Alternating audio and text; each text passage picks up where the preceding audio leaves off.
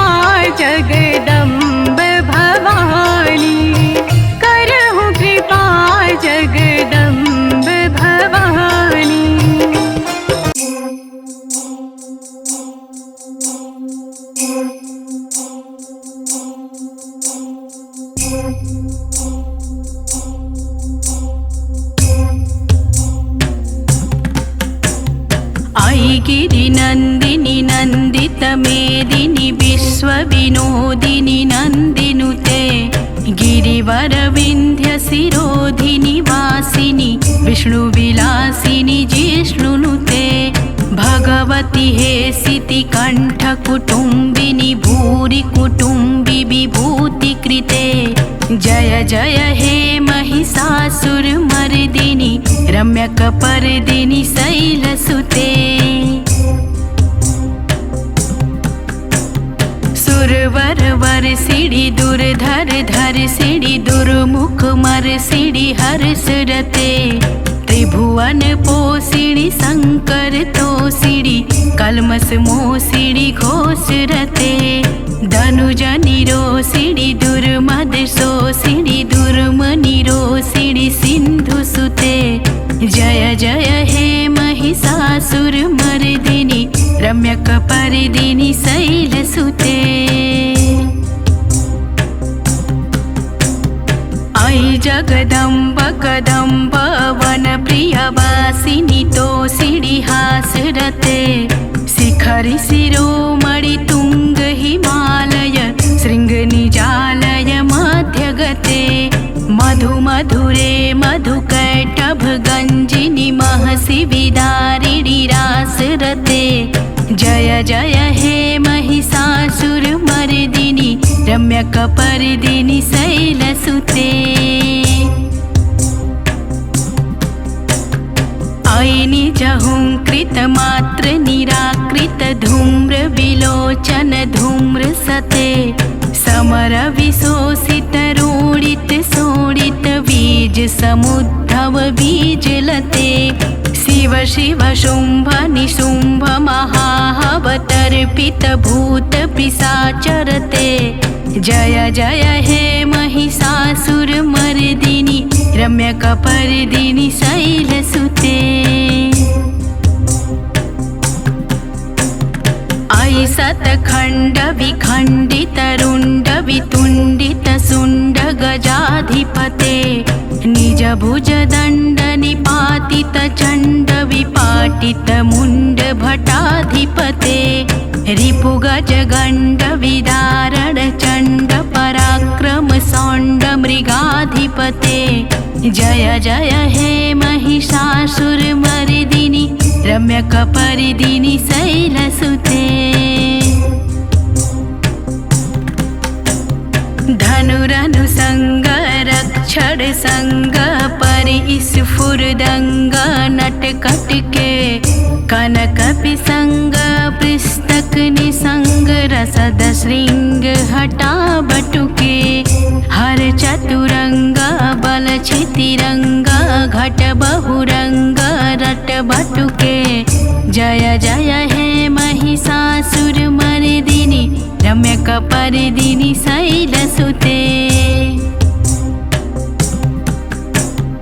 ऐरण दुर्मद शत्रुवदार्धूर्धर निर्भर शक्तिभृते चतुर विचार धुरीण महाशय दूतकृत प्रथमाधिपते दूरित दूरिह दूराशय दुर्मति दानव दूत दुरंत गते जय जय हे महिषासुरमर्दिनि रम्यकपर्दिनि शैलसुते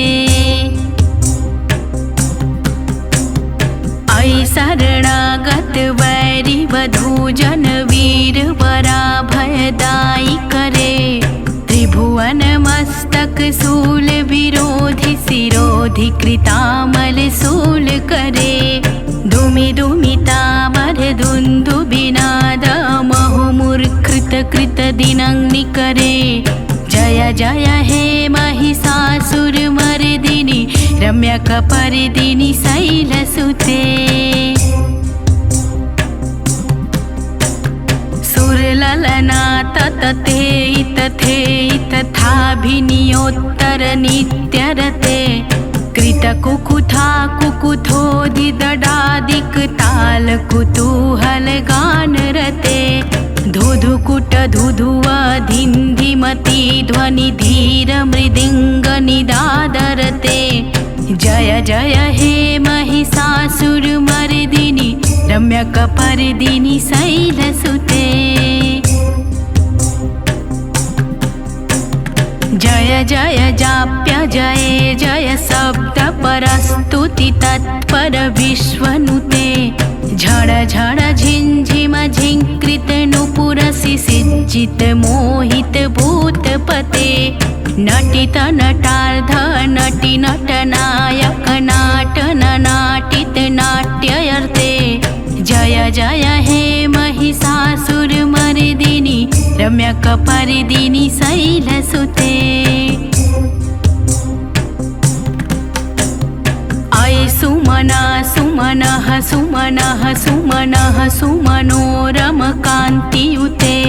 श्रितरजनी रजनी रजनी रजनी रजनी करवक्त्रिभृते सुनयन भ्रमर भ्रमर भ्रमर भ्रमर भ्रमराभृदिते जय जय हे महिषासुरमर्दिनि रम्यकपर्दिनि शैलसुते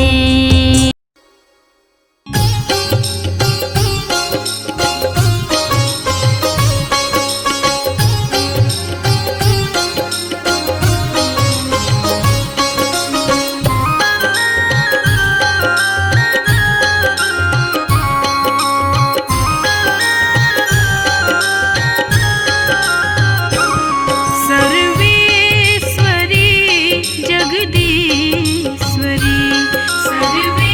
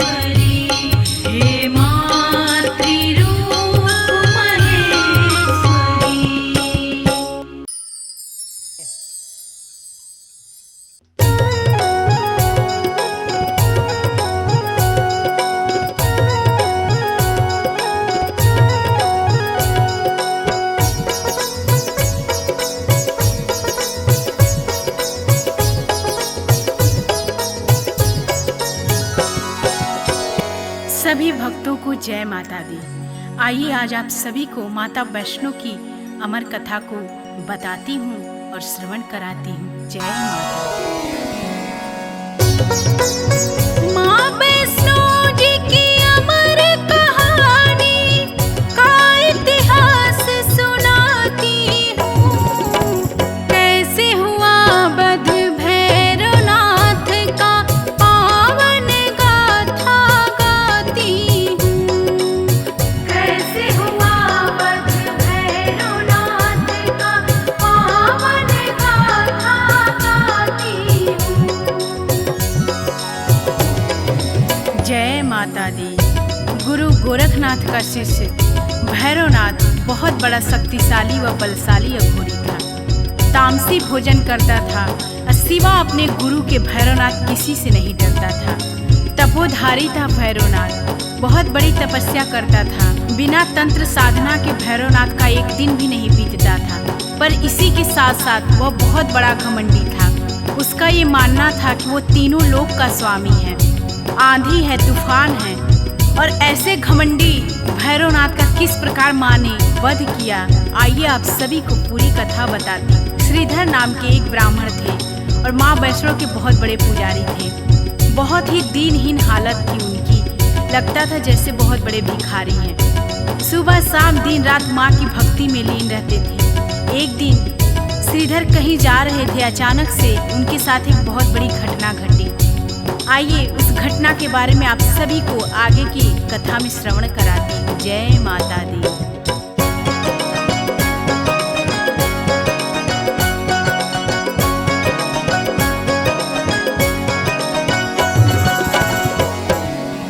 श्रीधर ने जो कुछ भी देखा आपको वही दिखलाती हूँ।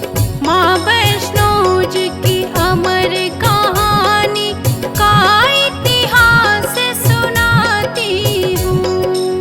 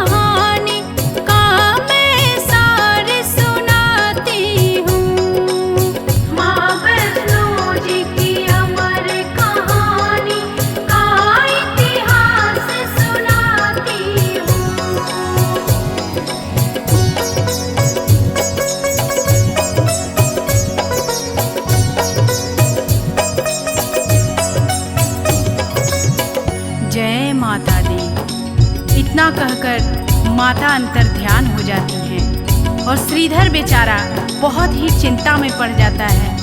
और माता के कहे अनुसार श्रीधर सबको न्योता देने के लिए प्रत्येक गांव में जा जा के सबको निमंत्रण देता है कि मेरे घर माँ वैष्णो का भंडारा है, आप सभी को आना है। और माता के कहे अनुसार गोरखनाथ और उनके शिष्य भैरव को भी निमंत्रण देने के लिए श्रीधर उनके आश्रम में पहुंचता है।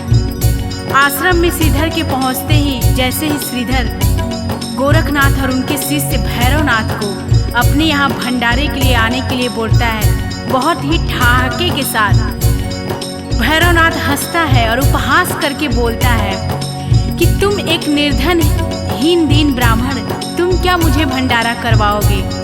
मैं जहाँ भी भंडारे के लिए जाता हूँ खाने, वहाँ पे भोजन अपने आप ही कम पड़ जाता है।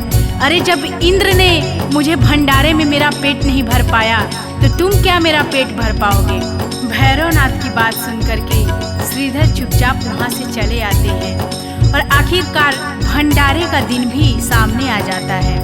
भंडारे वाले दिन सभी लोग, जितने लोगों को श्रीधर ने निमंत्रण दिया था, सभी बारी बारी से श्रीधर के दरवाजे पे आना स्टार्ट कर देते हैं। और फिर गुरु गोरखनाथ जी भी अपने शिष्य भैरवनाथ के साथ श्रीधर के दरवाजे पे पधारते हैं। सभी भंडारे के इंतजार में पात में बैठ जाते हैं और तभी ठहाका लगा करके भैरवनाथ बहुत तेज से हंसता है और श्रीधर का उपहास करता है। तभी गोरखनाथ जी क्रोध में होते हैं और बोलते हैं कि ए भैरव, तुम इस तरीके से श्रीधर का उपहास मत उड़ाओ।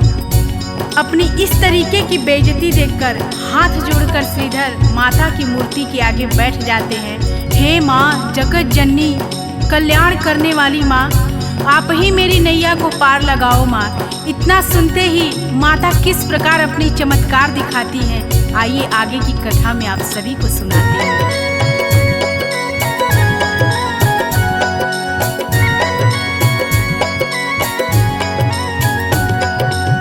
प्रकट हो गई कन्या रूप में, सुन के व्यथा जगत जननी, बोली हंस के माँ श्रीधर से, सूरत सही करो अपनी।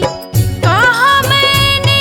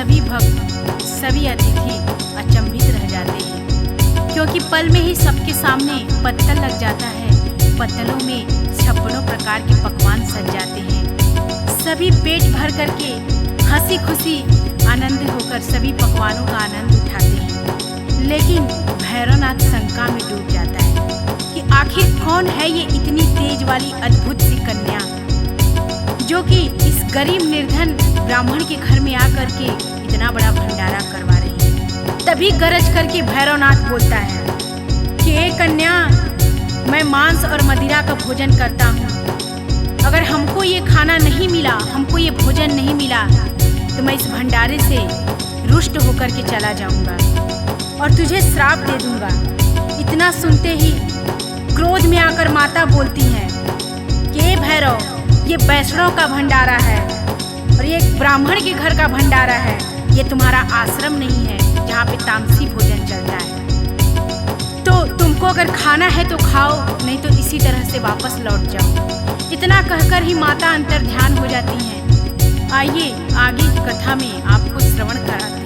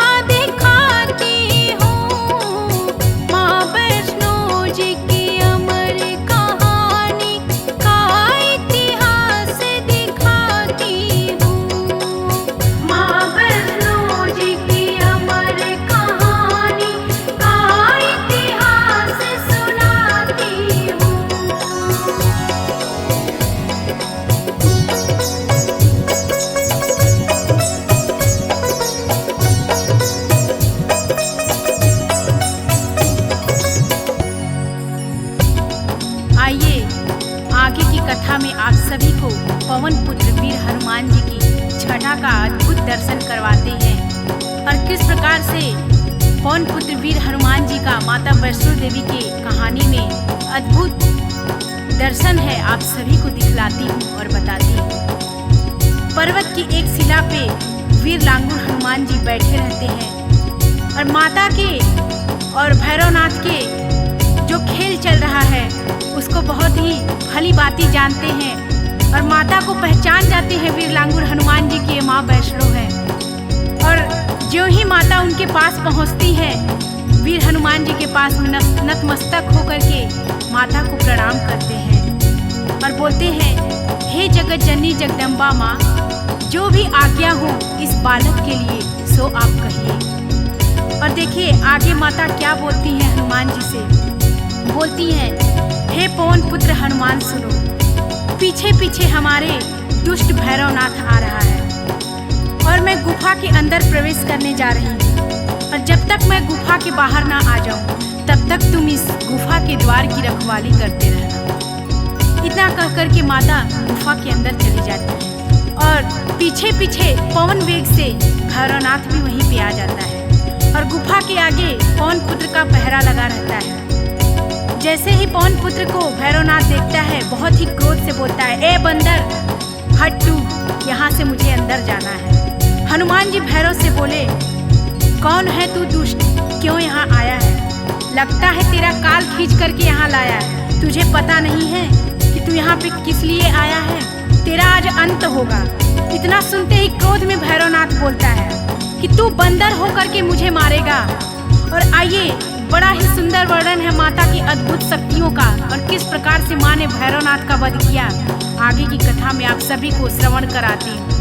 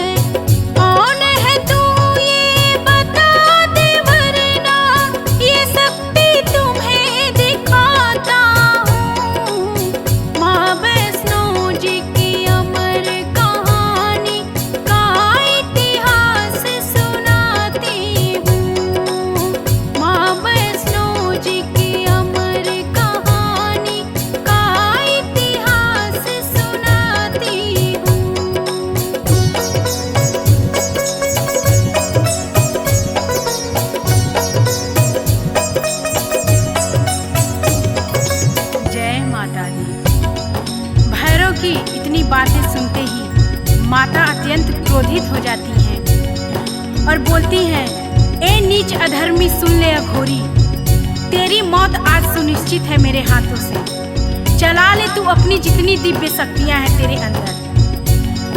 फिर माता का और भैरव का द्वंद्व युद्ध हुआ और फिर माता ने त्रिशूल चलाया और जैसे ही माता का त्रिशूल चलता है वैसे ही शैतान भैरव का शीश कट के तुरंत वही पृथ्वी पर गिर जाता है।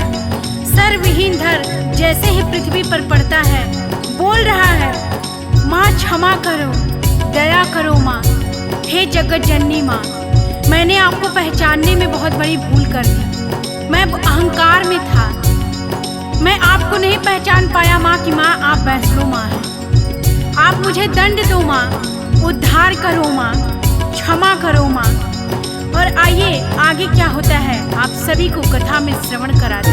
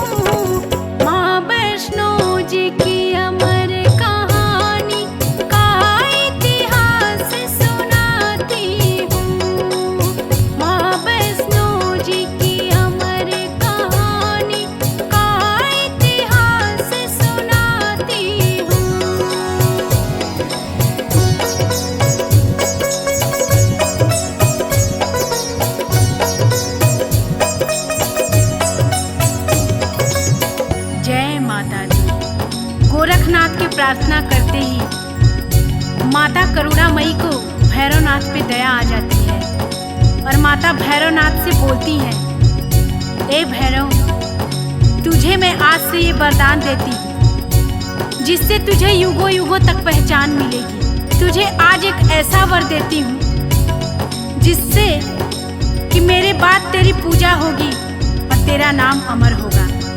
और माँ ऐसा वरदान देती है कि अगर मेरे दर्शन करने के बाद जो तुम्हारा दर्शन नहीं करेगा उसकी यात्रा और उसका दर्शन अधूरा रह जाएगा। मेरा दर्शन करे या ना करे पर तेरा दर्शन जरूरी है।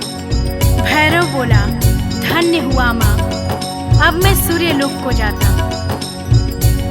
भक्तों, जिस प्रकार करुणामयी माता ने दुष्ट शैतान भैरव का उद्धार किया, उसी प्रकार जगत जननी माँ से मैं अपने सभी भक्तों के लिए प्रार्थना करती हूँ। हे माँ, सबका उद्धार करो माँ, पूरे जगत का कल्याण करो माँ। जो भी क्षमा के योग्य हैं उनको क्षमा प्रदान करो माँ। जिससे भी कोई भूल हुई है उनके भूल को माफ करो माँ।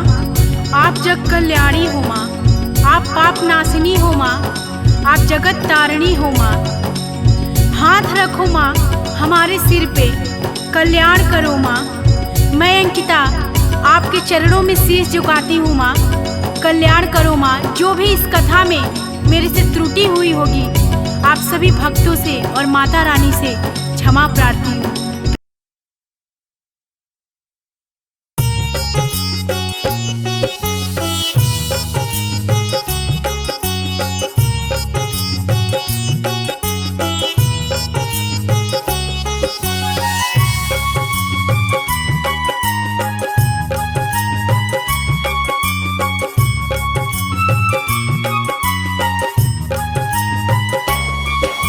हो माँ की महिमा सब ही सुनाते, नाम पे जिनके नवरात्र आते। जय अम्बे माँ बोलो, जय दुर्गे माँ। जय अम्बे माँ बोलो, जय दुर्गे माँ। हो पार्वती के रूप को ध्याओ, उस रूप को मन में बसाओ। जय अम्बे माँ बोलो, जय दुर्गे माँ। जय अम्बे माँ बोलो, जय दुर्गे माँ।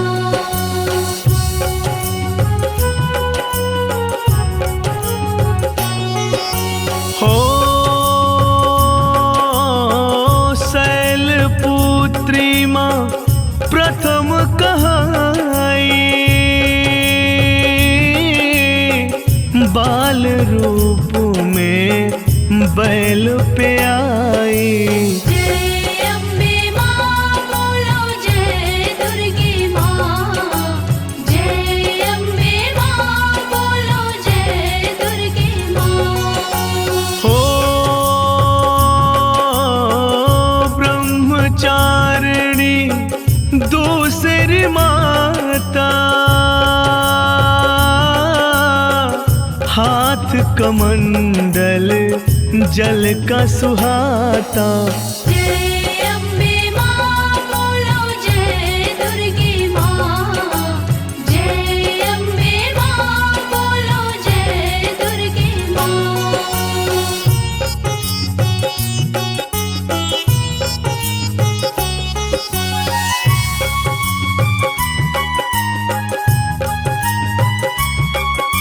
हो चंद्र घंटा तीसर माई, माथे चंद्रमा देता दिखाई। जय अम्बे माँ बोलो, जय दुर्गे माँ। जय अम्बे माँ बोलो, जय दुर्गे माँ। हो कुसुमांडा चौथी बलशाली,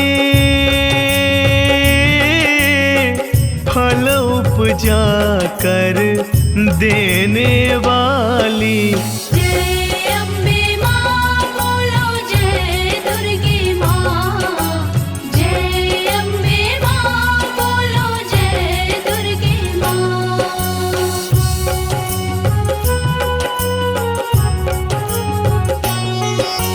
हो स्कंद मात पांचवी कहते, कार्तिक जी इनके गोद में रहते। जय अम्बे माँ बोलो जय दुर्गे माँ। जय अम्बे माँ बोलो जय दुर्गे माँ। ओ कात्यायनी माँ छठी है दर्शन, ऋषि कात्यायन ने कीन्हे पूजन। जय अम्बे माँ बोलो जय दुर्गे माँ। जय अम्बे माँ बोलो जय दुर्गे माँ।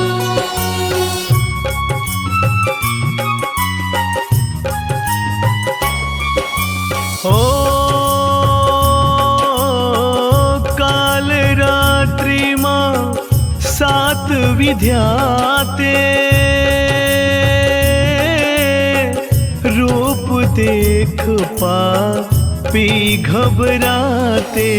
जय अम्बे माँ बोलो जय दुर्गे माँ। जय अम्बे माँ बोलो जय दुर्गे माँ। ओ माँ गौरी माँ आठ विदाता, शंकर संग में रूप मन भाता। जय अम्बे माँ बोलो जय दुर्गे माँ। जय अम्बे माँ बोलो जय दुर्गे माँ।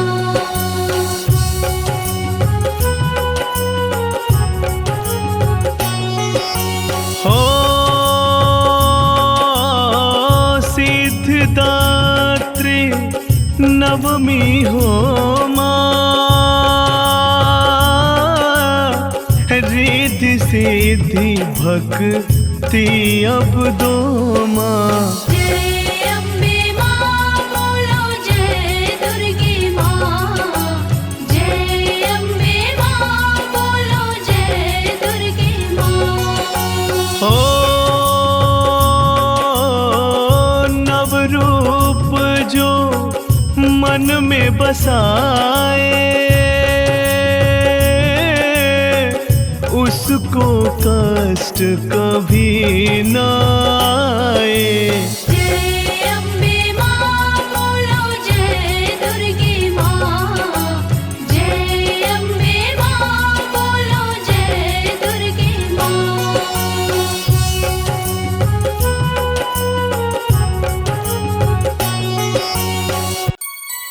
सभी भक्तों को जय माता दी। दिव्य भक्ति आराधना चैनल के माध्यम से आज मैं आप सभी भक्तों को शीतला माता की सच्ची और पूरी कथा सुनाने जा रही हूँ। श्रवण करिए। जय माता दी। अमर कथा है शीतला माँ की, सुन लो भक्तों ध्यान लगा। देवलोक से चली भवानी, चली धरा पर बनी सहार। गगन मंडल से मात शीतला, पृथ्वी लोक की प्रस्थान। ढूंढ रही माँ अपना मंदिर, गाँव डोंगरी राजस्थान। ढूंढ रही माँ अपना मंदिर, गाँव डोंगरी राजस्थान। कौन मेरी पूजा करता है, कौन मुझे करता है ध्यान।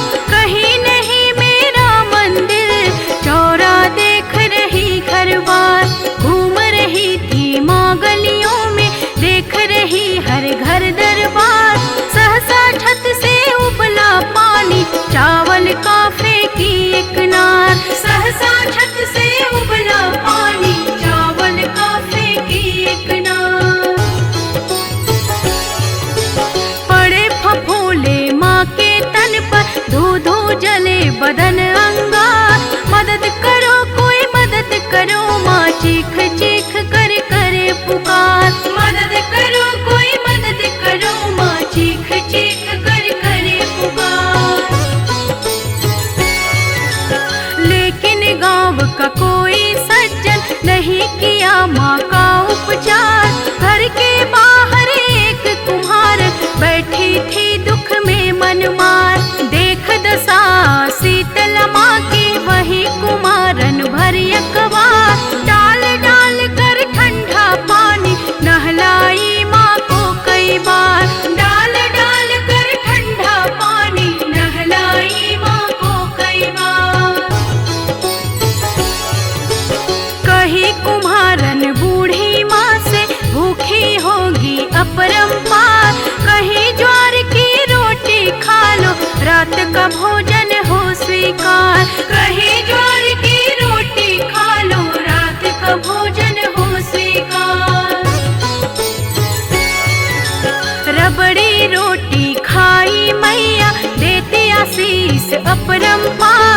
तब जाकर शीतल भई मैया, खूब हुआ सेवा सत्कार।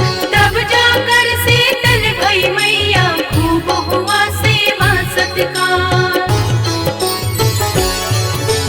कहा कुम्हारन ने मैया से, कितने बिखरे बाल कपार। लगे गूंथने चोटी सर पर, कंघी करने लगे हजार। देख अचानक डरे कुम्हारन, सिर में आँख का कर दीदार। लगी भागने हाथ छुड़ा के, घबराई नारी लाचार। लगे भागने हाथ छुड़ा के, घबराई नारी लाचार।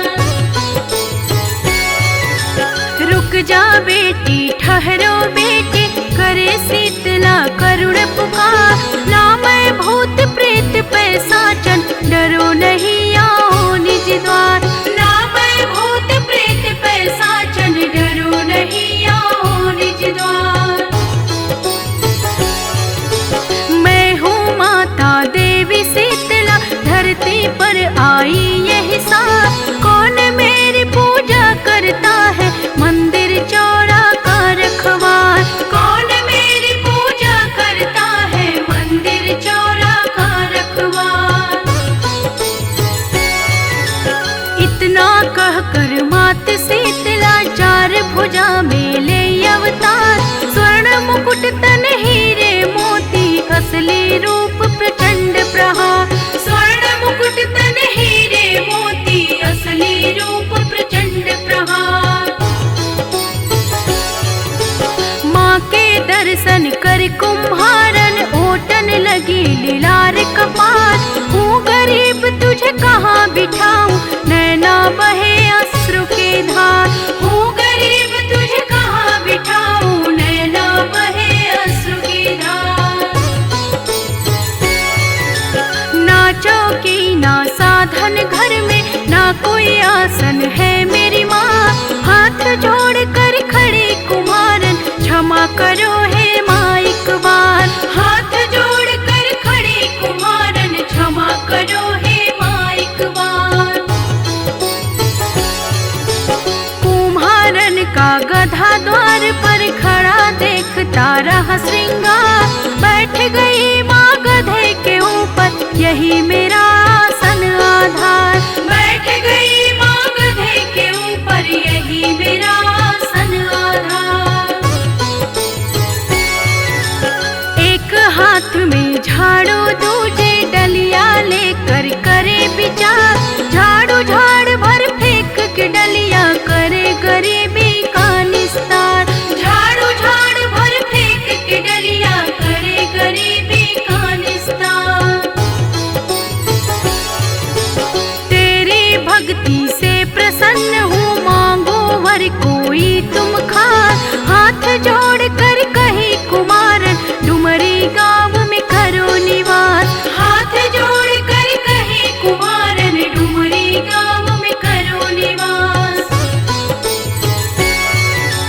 जैसे मेरी दीन दशा का मैया तूने किया निवार, इसी तरह इस गाँव लोक का कर दो मैया बेड़ा पार। इसी तरह इस गाँव लोक का कर दो मैया बेड़ा पार। होली बाद सप्तमी के दिन, जो भी करे भक्ति सत्कार। दही वस्त्र ठंडा जल ढारे, उसका होए स्वप्न साकार। दही वस्त्र ठंडा जल ढारे, उसका होए स्वप्न साकार।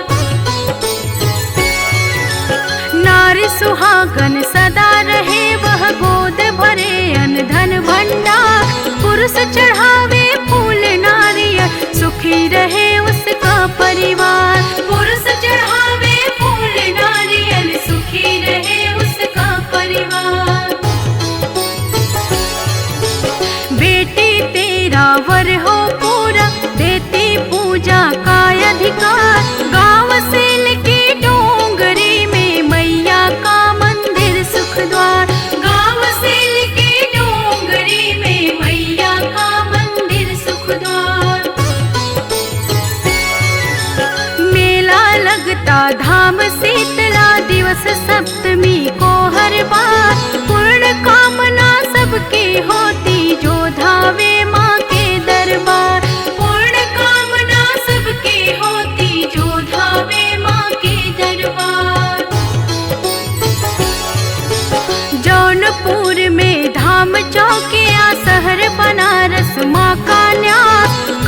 शीतला धाम को सांबे देश विदेश करे अरदास। करे शीतला धाम को सांबे देश विदेश करे अरदास।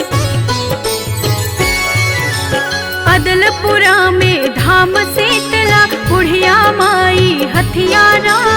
अहरौरा मिर्जापुर मैया बसे खोह मेले विश्राम।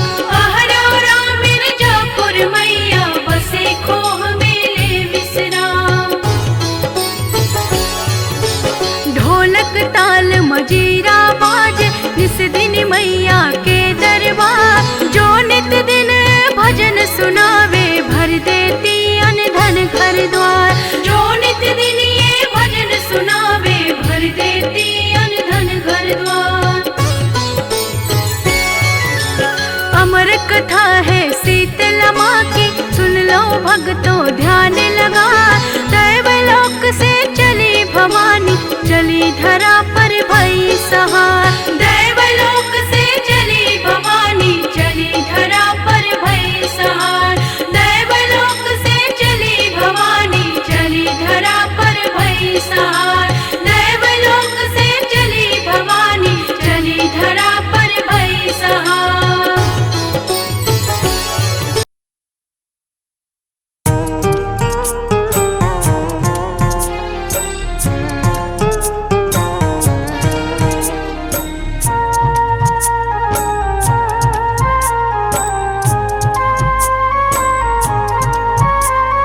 माँ तेरे ही भरोसे होता मेरा गुजारा।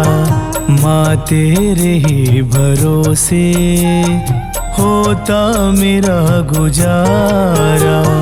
अपनों से बढ़ के तूने मुझको दिया सहारा।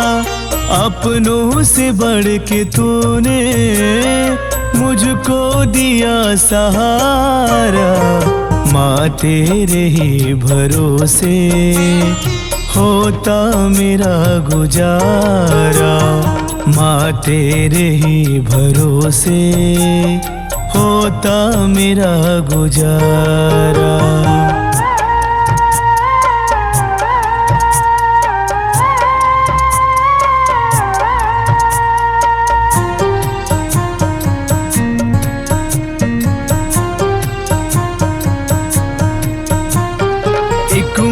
की तरह ममता तूने लुटाया मुझ पर।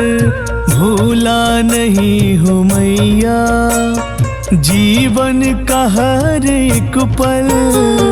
तुझे साथ अपने पाया जब भी तुझे पुकारा।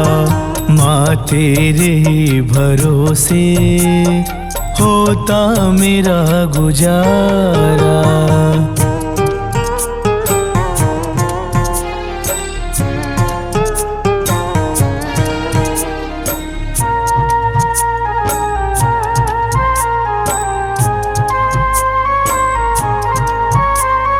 है मतलबी जमाना मतलब के सब है रिश्ते। सुख के सभी है साथी दुख में कोई न दिखते। तेरे बिना जगत में कोई नहीं हमारा। माँ तेरे ही भरोसे होता मेरा गुजारा।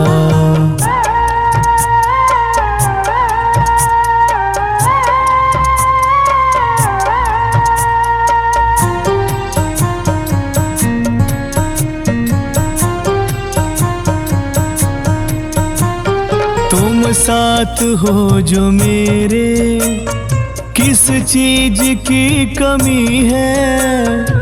मुझे और अब किसी की परवाह भी नहीं है। तेरी बदौलतों से मुझको मिला किनारा। माँ तेरे ही भरोसे होता मेरा गुजारा। अपनों से बढ़ के तूने मुझको दिया सहारा, अपनों से बढ़ के तूने मुझको दिया सहारा। माँ तेरे ही भरोसे होता मेरा गुजारा, माँ तेरे ही भरोसे होता मेरा गुजारा।